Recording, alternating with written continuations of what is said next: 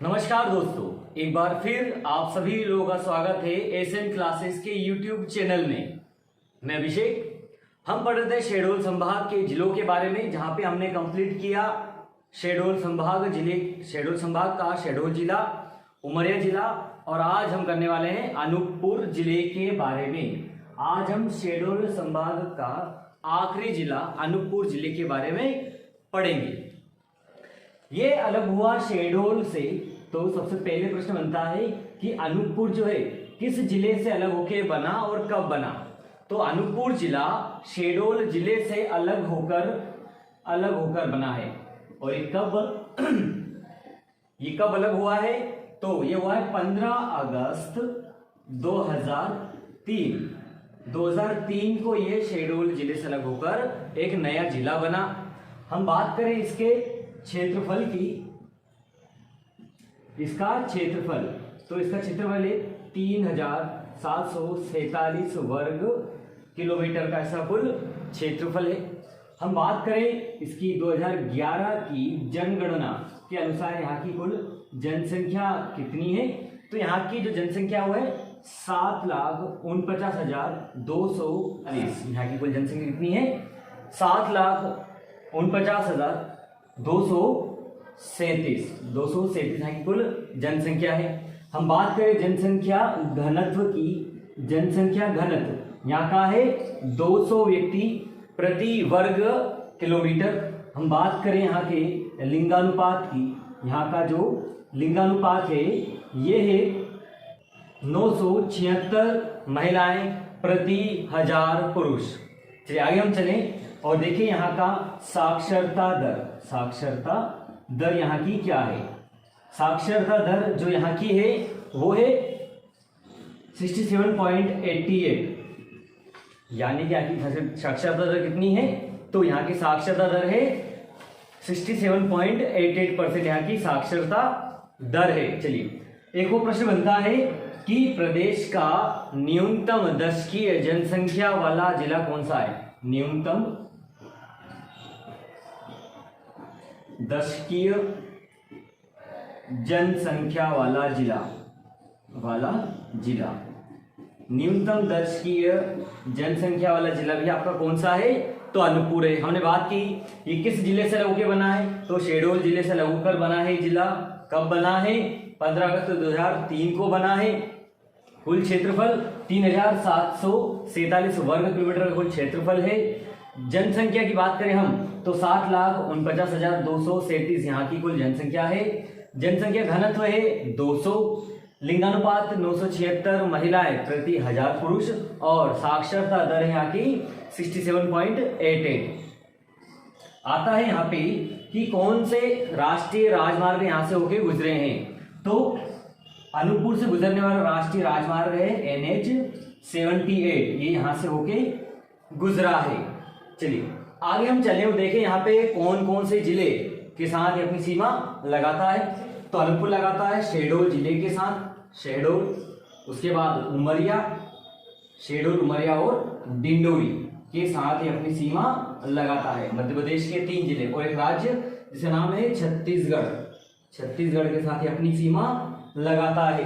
हमने बात की अनूपपुर के 3 जिले शहडोल, उमरिया और डिंडोरी के साथ ये अपनी सीमा लगाता है। चलिए हम बात करें आगे यहाँ की तहसीलों की संख्या कितनी है और उनका नाम क्या है। तो अनूपपुर जिले में तहसीलों की संख्या 4 है।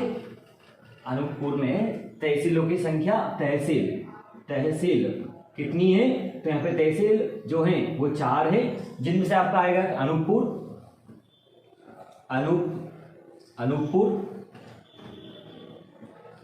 खुद, उसके बाद आएगा आपका जेथरी,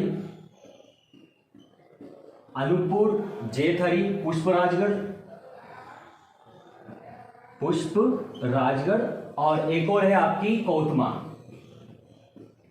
तो यहाँ पे 4 तहसीलें इसकी, अनूपपुर, जेथरी, पुष्पराजगढ़ और कोतमा, यहाँ की 4 तहसील हैं। हम बात करें विकासखंड की बात करें तो यहाँ पे 4 विकासखंड आते हैं और 4 का नाम क्या है? तो यही अनूपपुर, जेथरी, पुष्पराजगढ़ और कोदमा, ये 4 तहसीलें भी और ये 4 आख्या गए विकास खंड भी हैं। चलिए नदियों की हम बात करें। नदियों में यहां पर है आपकी नर्मदा नदी, सोन नदी, नर्मदा, सोन, जोहिला नदी, उसके बाद बांकी नदी भी यहाँ की एक नदी है। उसके बाद कनई नदी, कनई नदी के बाद आपका आता है तीपन नदी, तीपन नदी, और एक और आता आपका बकन नदी, बकन। चलिए हमने देखा नदियां कौन कौन सी हैं, तो नर्मदा, सोन, जोहिला, बांकी, कनई, तीपन, बकन और हासिया यहाँ की कुछ प्रमुख नदियां हैं। चलिए तो तहसीलें 4 हैं, विकासखंड 4, नदियां नर्मदा, सोन, जोहिला, बांकी, कनई, तीपन, बकन और हासिया। आगे हम देखें इसके कुछ फैक्ट के बारे में कि और क्या क्या प्रश्न यहां से बनते हैं, क्या फैक्ट है यहाँ की। तो सबसे पहला है कि ग्रामीण पंचायत प्रशिक्षण केंद्र, ग्रामीण पंचायत प्रशिक्षण केंद्र कहां पर है, तो ये आपका अनूपपुर में है। ग्रामीण पंचायत प्रशिक्षण केंद्र अनूपपुर में है। चलिए आगे हम देखें तो यहाँ पे एक बायो रिजर्व क्षेत्र भी आता है, बायो रिजर्व क्षेत्र जिसका नाम क्या है, जिसका नाम है अमरकंटक और चांकमार बायो रिजर्व क्षेत्र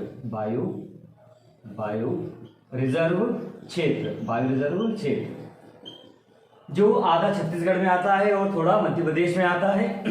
आगे हम देखें यहाँ पे एक जगह है अमरकंटक क्या है, अमरकंटक को राज्य शासन द्वारा पवित्र नगर घोषित किया गया है, पवित्र नगर इसको बोला गया है। अमरकंटक की बात करें तो कालिदास की रचना है मेघदूत, और मेघदूत में इस अमरकंटक को आम्रकूट भी कहा गया है। चलिए हम बात करें यहाँ पे तो ये अमरकंटक कौन सी पर्वत श्रृंखला के बीच में आता है, तो अमरकंटक जो है ये मैकाल पर्वतमाला के बीच में आता है, मैकाल पर्वतमाला के बीच में ये आता है। चलिए हमने बात की ग्रामीण पंचायत प्रशिक्षण केंद्र कहाँ है, अनूपपुर में है। बायो रिजर्व क्षेत्र यहाँ का नाम क्या है, तो अचानकमार बायो रिजर्व क्षेत्र कहा जाता है, अमरकंटक अचानकमार बायो रिजर्व क्षेत्र। अमरकंटक को पवित्र नगर भी घोषित किया गया है। कालिदास की रचना मेघदूत में इसको आम्रकूट भी कहा गया है। और ये कौन सी पर्वत श्रृंखला के बीच में आता है, तो मैकाल पर्वतमाला के ये मध्य में आता है। चलिए आगे हम देखें इसी के बारे में, अमरकंटक के ही बारे में। तो अमरकंटक जो है इसकी ऊंचाई, अमरकंटक इसकी ऊंचाई जो है वो 1048 मीटर की है। इस पहाड़ी की जो ऊंचाई है वो है 1048 मीटर। और यहाँ पे नर्मदा माँ को समर्पित 12 मंदिर हैं और जिनका निर्माण किसके द्वारा कराया गया, तो इनका निर्माण भोसले राज परिवार द्वारा कराया गया, भोसले राज परिवार द्वारा इसका निर्माण कराया गया। आगे हम देखें तो इसी मंदिर के आसपास परिक्रमा स्थल है और परिसर की भारी दीवारें, परिसर की बाहरी दीवारों का निर्माण किनके द्वारा कराया गया, तो परिसर के भारी दीवारों का निर्माण यहाँ पे करा गया रीवा के बघेल शासकों द्वारा इसका निर्माण कराया गया। चलिए आगे हम देखें यहाँ पे और मंदिर है। एक है महेंद्रनाथ मंदिर, महेंद्रनाथ पातालेश्वर महादेव भी है। यहाँ पे महेंद्रनाथ मंदिर और पातालेश्वर शिव मंदिर भी है, जिनका निर्माण किसके द्वारा कराया गया? तो इनका निर्माण कलचुरी शासकों द्वारा कराया गया। कलचुरी शासक द्वारा यहाँ का इनका निर्माण कराया गया। एक और सवाल आता है यहाँ पर कि माई की बगिया कहाँ पर स्थित है? तो माई की बगिया आपका अमरकंटक में स्थित है। अमरकंटक कहाँ पर है आपका? ये आपका है अनूपपुर में। माई की बगिया क्या है? तो ये एक उद्यान है। क्या है ये? उद्यान है। हमने बात की अमरकंटक की। 1048 मीटर यहाँ की ऊंचाई है। नर्मदा मां को समर्पित 12 मंदिर है, जिनका निर्माण भोसले राज परिवार द्वारा कराया गया। परिक्रमा स्थल यहाँ आसपास और परिसर की बाहरी दीवारों का निर्माण जो है रीवा के बघेल राजाओं द्वारा कराया गया। महेंद्रनाथ मंदिर किसके द्वारा बनाया गया? कलचुरी शासक कलचुरी वंश के राजाओं द्वारा कराया गया। पातालेश्वर शिव मंदिर किसका निर्माण किसके द्वारा कराया गया? तो कलचुरी शासकों द्वारा कराया गया। चलिए, हमने बात की 1000 मीटर की ऊंचाई है और यहाँ से नदी निकली है नर्मदा, सोन और जोहिला। वो कहाँ से निकली है, उनको क्या बोला जाता है, उस बारे में देखते हैं हम। तो सबसे पहले यहाँ पे आता है सूरज कुंड, सूर्य कुंड इसको बोलते हैं, सूर्य कुंड। तो ये सूर्य कुंड क्या है? तो सूर्य कुंड वो जगह है जहां से नर्मदा का उद्गम हुआ है। सूर्य कुंड कहाँ है? नर्मदा का उद्गम स्थल। नर्मदा का उद्गम कहाँ से हुआ है? कौन से कुंड से हुआ है? तो आपका उत्तर होगा सूर्य कुंड। फिर एक आता है सोनमुड़ा। ये सोनमुड़ा क्या है? सोनमुड़ा तो ये उद्गम स्थल है। सोन नदी का उद्गम यहाँ से हुआ है। सोन नदी का उद्गम कहाँ से हुआ है? तो ये आपका हुआ है सोनमुड़ा से। सोन क्यों बोला गया इस नदी को? क्योंकि इसमें से सोने के कण मिले गए थे, इसलिए इसको सोन नदी कहा गया है। ठीक है। और कहा जाता है ये एक सनराइज पॉइंट भी है। सूर्योदय पॉइंट भी है। सूर्योदय पॉइंट है। आगे हम करें जलेश्वर महादेव। जलेश्वर महादेव क्या है? तो जलेश्वर महादेव ये है नदी जोहिला का उद्गम स्थल। जोहिला का उद्गम। चलिए, और ये क्या है? तो ये सूर्यास्त पॉइंट है या सनसेट पॉइंट। सूर्यास्त पॉइंट है ये। तो हमने बात की अमरकंटक ऊंचाई 1048। यहाँ 3 जगह हैं। सूर्य कुंड तो नर्मदा का उद्गम हुआ है। सोनमुड़ा तो यहाँ पे सोन नदी का उद्गम हुआ है। चलिए आगे आए हम और देखते हैं यहाँ पे एक और जगह है जिसको कहते हैं भृंगमांदल। तो भृंगमांदल क्या है? तो भृंगमांदल वो जगह है जो यहाँ से 3 किलोमीटर दूर घने जंगल में है। कहा जाता है कि ऋषि भृगु यहाँ ध्यान लगाते थे। ऋषि भृगु यहाँ ध्यान लगाते थे। तो ऋषि भृगु की गुफा भी कहाँ पर है? ये तो ऋषि भृगा की गुफा भी है भृंगमांदल नामक स्थान पर है। हमने बात की सूर्य कुंड, जो सोनमुड़ा, जलेश्वर महादेव, भृंगमांदल और फिर आता है आपका कबीर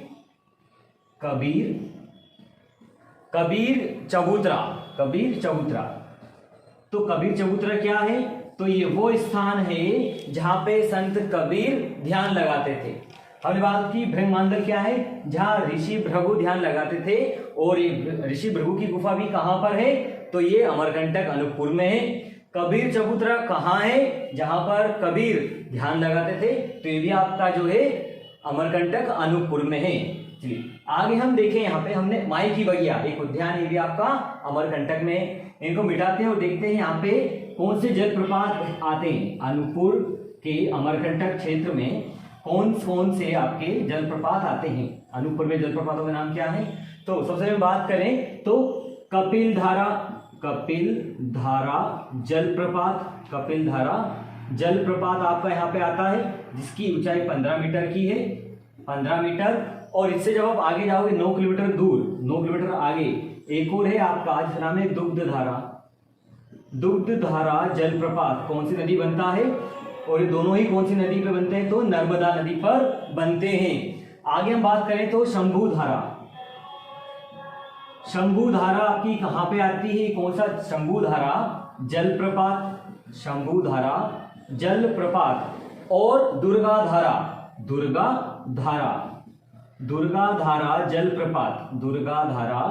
जलप्रपात भी आपका कहां पर है?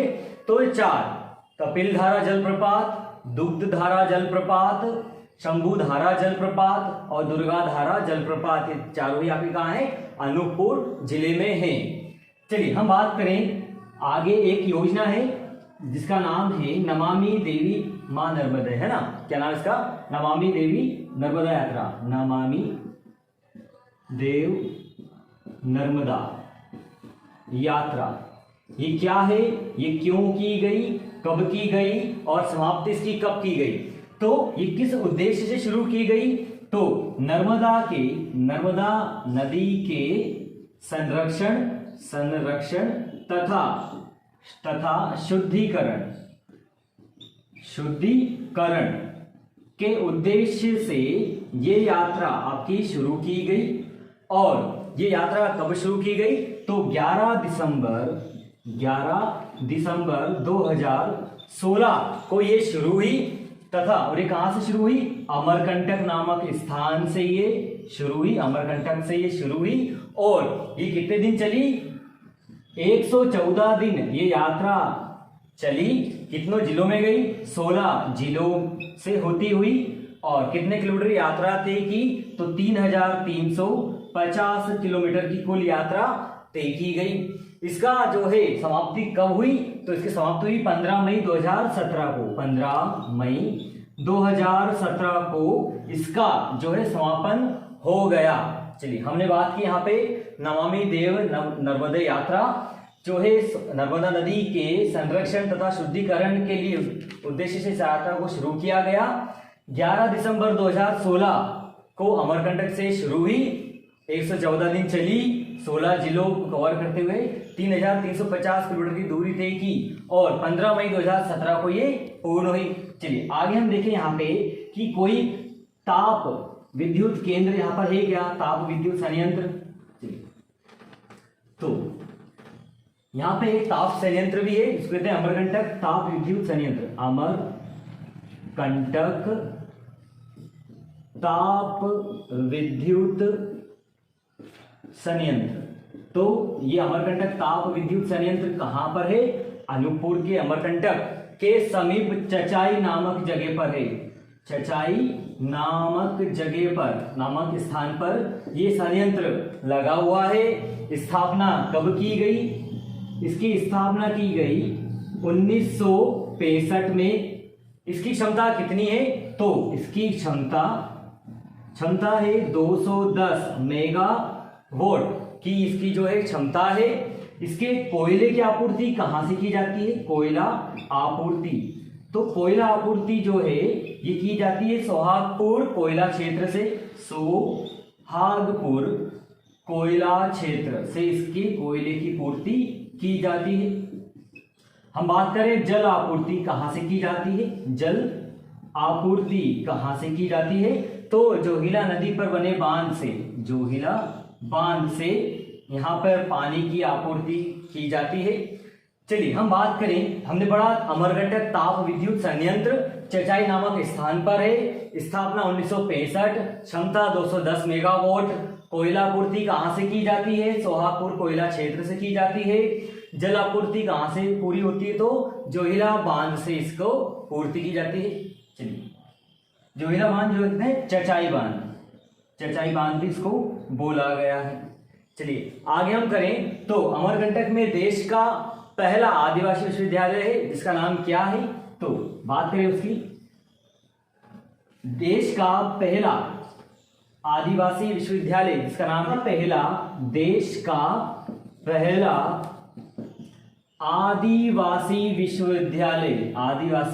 विश्वविद्यालय कहां पे स्थापित किया गया और उसका नाम क्या है? तो देश का पहला आदिवासी विश्वविद्यालय का नाम है इंदिरा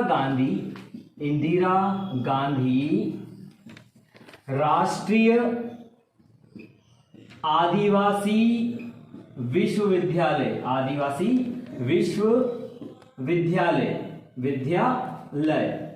ये कहां पर है? ये है अनूपपुर में। चलिए इसकी स्थापना कब की गई? इसकी स्थापना की गई 2008 में इसकी स्थापना की गई।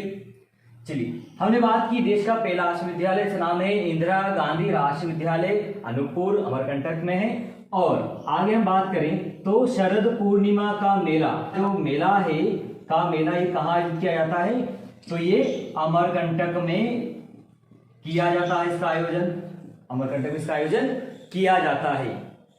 चलिए और भी यहाँ की एक और चीज है, एक नाम जगह है कोतमा। तो कोतमा किस चीज के लिए प्रसिद्ध है और ये कहाँ पर है, तो कोतमा अनूपपुर जिले में आता है और यहाँ की कोयला माइंस के लिए, ये कोयला माइंस के लिए ये प्रसिद्ध है, कोयला माइंस के लिए प्रसिद्ध है, प्रसिद्ध कौन है, तो आपका उत्तर होगा कोतमा। चलिए आगे हम बात करें तो मध्य प्रदेश और छत्तीसगढ़ की सीमा पे बसे जो है जगह का नाम क्या है, तो वेंकट नगर, वेंकट नगर। ये वेंकट नगर क्या है, तो वेंकट नगर आपका मध्य प्रदेश और छत्तीसगढ़ की सीमा पर है, सीमा पर ये स्थान जगह, एक कस्बा है, रेलवे स्टेशन है वेंकट नगर।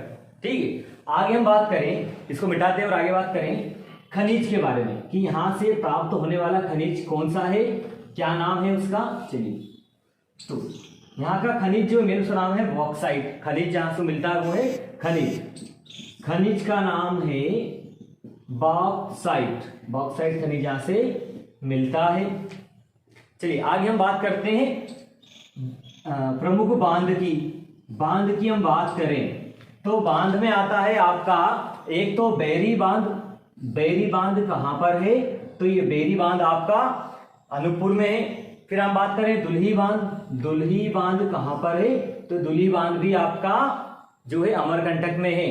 चलिए ये दो बांध है यहाँ पर। उसके बाद अब हम देखते हैं यहाँ के कुछ प्रमुख स्थल। आइए चलिए हम देखें यहाँ के प्रमुख स्थलों के बारे में। तो श्री यंत्र मंदिर ये कहां पर है, अनूपपुर जिले में आता है। सोनमुड़ा जिसको हम कहते हैं सनराइज पॉइंट, ये भी आपका कहां पर है, तो अमरकंटक पहाड़ी पर है ये। सर्वोदय जैन मंदिर, जैनों का स्थान भी यहाँ पर है। आगे हम बात करें माई का बगीचा, ये हमने बात की, माई का बगीचा भी आपका अनूपपुर जिले में आता है। शिव मंदिर पुष्पराजगढ़, पुष्पराजगढ़ यहाँ की तहसील है, वहां पर शिव मंदिर, प्राचीन शिव मंदिर है। हम करें अमरकंटक बायो रिजर्व के बारे में पढ़ चुके हैं, इसको अचान कमार बायो रिजर्व भी कहा जाता है। कबीर चबूतरा इसके बारे में पढ़ चुके हैं, जहाँ पे कबीर, संत कबीर ने अपना ध्यान लगाते थे। पातालेश्वर महादेव ये भी हमने देखा है, जिसका निर्माण कलचुरी वंश के शासकों द्वारा कराया गया था। जलप्रपात हमने आगे 4 देखे थे, कपिल धारा, दुग्ध धारा, शंभू धारा और दुर्गा धारा। हम बात करें भृगु ऋषि की गुफा, जहाँ पे ऋषि भृगु अपना ध्यान लगाते थे, ध्यान मग्न होते थे, वो भी स्थान कहाँ पर है आपका, तो ये अनूपपुर जिले में है। चलिए हमने बात की यहाँ पे अनूपपुर जिले के बारे में पूरा। उम्मीद करते हैं पूरा शहडोल संभाग आपको समझ में आया होगा। यदि कोई आपको डाउट है या कुछ पूछना चाहें तो हमें कमेंट में आप बता सकते हैं। यदि आपको वीडियो अच्छा लग रहा है तो लाइक करें, कमेंट करें और जितना हो सके इसको आप शेयर कीजिए। धन्यवाद।